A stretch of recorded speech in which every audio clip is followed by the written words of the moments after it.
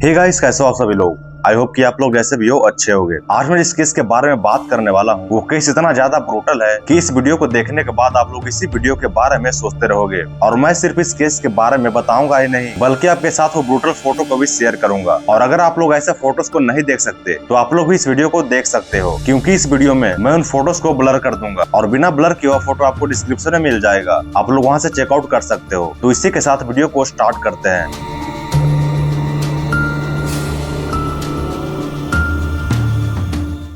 Philippines एक ऐसा country जहाँ का बीचेस, आइसलैंड और वहाँ का कल्चर कितना ज्यादा फेमस है तो आप लोग जानते ही होंगे।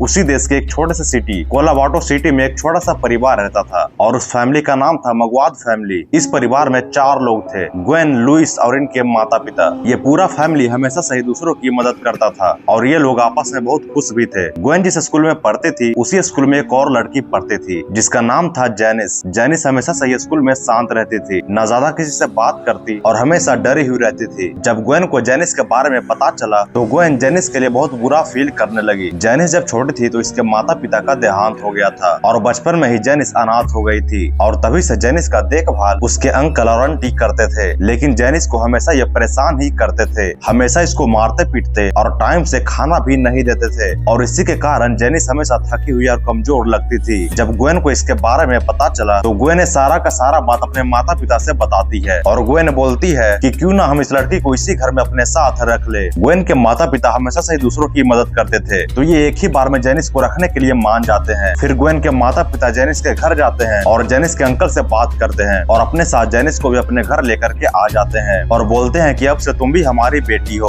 और ग्वेन और लुइस की तरह तुम भी इसी घर में रहोगी। ग्वेन के माता पिता जेनिस को जुलाई 2021 में गोद लिए थे। अब जेनिस के लाइफ में सब कुछ अच्छा चल रहा था। जेनिस को एक अच्छी फैमिली मिल गई थी, वो अपने फैमिली के साथ घूमने जाती थी। जेनिस अपने नए परिवार के साथ बहुत खुश थी और ग्वेन और लुइस भी जेनिस को अपने बहन की तरह ही मानते थे और ये लोग साथ में रील्स भी बनाते थे जो आप लोग देख ही सकते हो।